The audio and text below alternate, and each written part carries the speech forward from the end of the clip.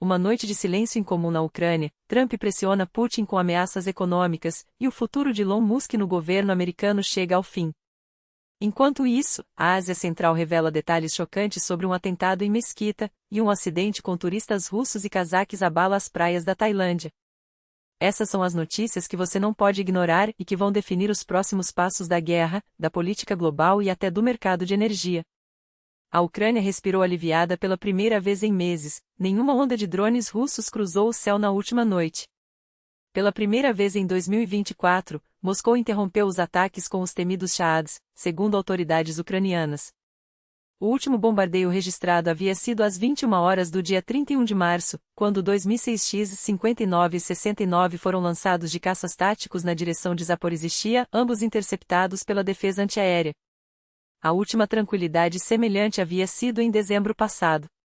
Mas a calma é enganosa. Na madrugada de 1º de abril, a atividade aérea russa não diminuiu. Caças russos foram detectados no nordeste ucraniano e sobre o Mar de Azov, enquanto, ao longo de terça-feira, bombardeios com bombas guiadas atingiram cidades próximas à linha de frente. O Ministério das Relações Exteriores da Ucrânia não teve dúvidas, apesar da noite silenciosa, Moscou quebrou, já pela manhã, os acordos firmados na Arábia Saudita. Andriy Sybiga, chanceler ucraniano, foi direto. Após Riad, um dos compromissos assumidos com os Estados Unidos era não atacar a infraestrutura energética.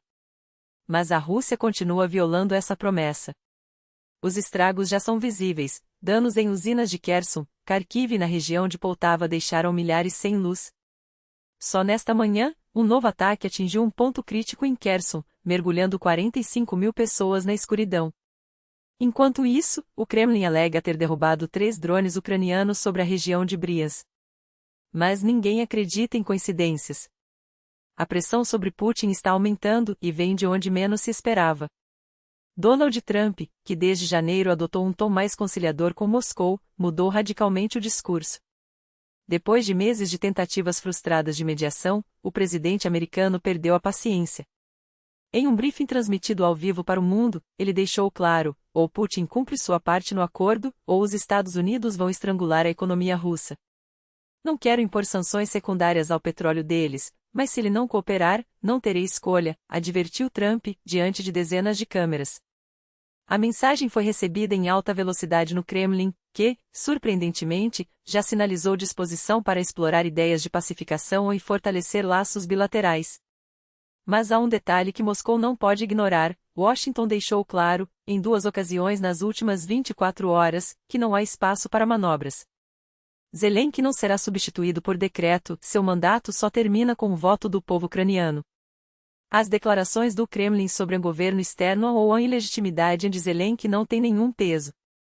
Tammy Bruce, porta-voz do Departamento de Estado, foi taxativa: a Ucrânia é uma democracia constitucional. Seu governo é definido por sua Constituição e pela vontade de seu povo. Estamos empenhados em uma diplomacia que leve a um cessar-fogo duradouro e a um acordo de paz definitivo. O presidente Trump foi claro: Rússia e Ucrânia devem parar os combates imediatamente. Essa posição não vai mudar. E Trump não precisa ligar para Putin para ser ouvido. Em mais uma coletiva na Casa Branca, ele deixou uma pergunta no ar: você acha que estou brincando? Espero que o Kremlin cumpra sua parte. Não quero mais mortes de soldados russos e ucranianos, são 2.500 vidas perdidas por semana, pessoas jovens, com famílias. Putin sabe que, se falhar, as consequências serão sérias. O presidente também esperava sinais positivos de Kiev, mas confessou ter ficado sabendo, pela imprensa, de um suposto desejo de Zelensky de revisar um acordo sobre terras raras. Só que a versão ucraniana é outra: foram os Estados Unidos que mudaram as regras do jogo, buscando controle quase absoluto sobre os recursos minerais do país. Enquanto isso, um dos homens mais poderosos do planeta está com os dias contados no governo. Elon Musk será dispensado da administração Trump em questão de semanas. O departamento de eficiência governamental que ele comandava será desativado, e o bilionário voltará a se dedicar exclusivamente à Tesla e ao sonho de colonizar Marte. Ele tem uma empresa gigante para gerenciar. Quanto mais tempo mantivermos aqui, melhor, porque é um gênio. Mas seu lugar não é na burocracia, justificou Trump, sem esconder a admiração. O rombo entre Musk e o establishment americano ficou evidente em março, quando um escândalo explodiu no Salão Oval. O bilionário e o secretário de Estado Marco Rubio trocaram farpas públicas. Rubio acusou Musk de desmontar estruturas governamentais em nome de cortes de custos, enquanto o dono da X ironizou: ele é ótimo na TV, mas não serve para governar. Trump tentou apaziguar os ânimos, mas, nas entrelinhas, já limitava o poder de Musk, tirando dele a autoridade sobre contratações e demissões nos órgãos federais. A guerra, porém, segue seu curso implacável. A Rússia já ocupa um território ucraniano equivalente ao tamanho de 2 países europeus.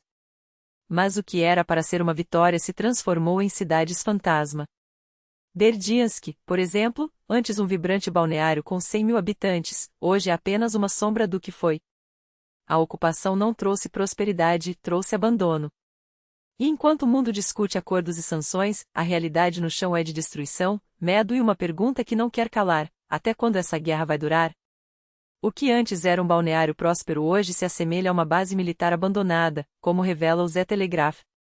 Em 37 meses de guerra, a Rússia já engoliu cerca de 70 mil quilômetros quadrados da Ucrânia, uma área equivalente à soma da Bélgica e dos Países Baixos. Para compensar a escassez de mão de obra e consolidar seu domínio sobre os territórios conquistados, Moscou transplantou centenas de milhares de russos para essas regiões.